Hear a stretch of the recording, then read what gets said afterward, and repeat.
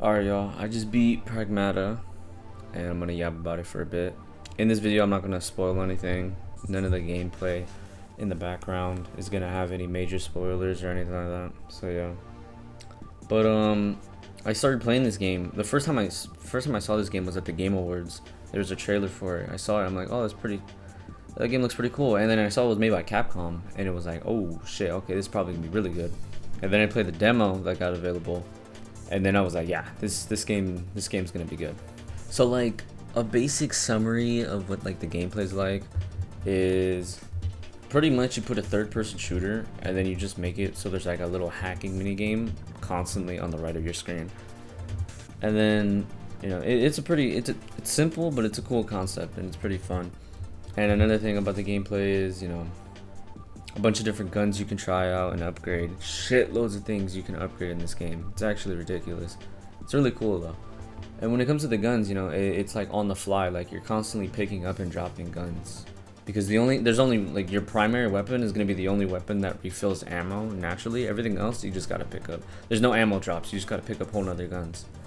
And then there's also like this shelter sort of safe room thing you gotta build up over time throughout the game. And it's kind of like your safe room. And then speaking of the safe room, that kind of like leads to the few bad things about the game. I had to really think about it in order to find anything bad about this game. One thing that I would say is that safe room that I was talking about, it's called the shelter. And that's a place where you refill all your healing items and get your health back. I do wish there was a way to just get a quick pit stop, restore all your health, and then just continue going, because it's kind of annoying to have to go back to the shelter, go through some cutscenes, and then come back to the actual gameplay area. It's pretty short, but still, it's it could be a little tedious. And the other thing that sucks, sort of, is that the game is pretty short. It took me like 10 hours to beat the game, which me personally, I would rather have a 10-hour short game that's good all the way through than have like a 50-hour game that's good for most of the way, but then there's parts where it slogs and it feels really slow. So yeah, some people might not like that it's short, especially since it's a $60 game, but it wasn't that big of a deal for me. And then when it comes to the good things about the game, first things first, the game looks really good. The graphics are nice. Obviously it's a brand new game, so you would expect that. But it also runs good. These new Capcom games, Resident Evil Requiem and this game, both look really good, and they're not very demanding. They look very nice. Another thing is that was nice was with the music. The music wasn't like peak or anything, but when it comes to the aesthetic and the vibe of the game, it fit really well. And the set pieces, the areas you explore in this game.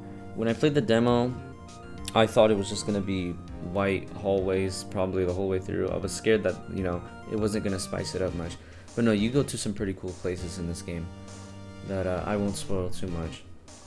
And the cosmetics are really nice. The cosmetics, you can get different costumes for you and the girl, and they're really nice. They're really good. And the upgrade system, like I said, with the how the gameplay is, the upgrade system is really good. There's a lot of little combinations you can do and you can have like whole different builds and shit dedicated to certain little things. It's really good. And getting the side content in the game is fun in general. Getting stuff to upgrade your weapons and getting collectibles and stuff. It's really nice in this game. And one thing I really do appreciate is that the game keeps track of everything. On the map, it tells you the percentage of that area you've completed, exactly what collectibles you're missing. It's super nice and convenient. And this game definitely does seem like one of the games where it would actually be fun to get all the trophies. And yeah, and the game has a really good story too. I would say, the game had a great story. I'm not even gonna downplay it. Now, the story was really good. I was gonna say, maybe some people might like it more than I did, but no, I really did like it. Obviously, I can't talk about it too much without spoiling it, but yeah, the game has a great story. Like I said, the collectibles are super fun to get. And even though I said, again, it's short, but I would say this game is definitely worth getting at full price if you really want it, and if obviously you have the money for it. Another game that came out around this game dropping was Mouse PI, I think. That's a game I haven't played yet, so I can't say if this game is better than that, but I would say if you are thinking about getting this game, for sure, it's definitely fucking worth it. That's about it. Peace out.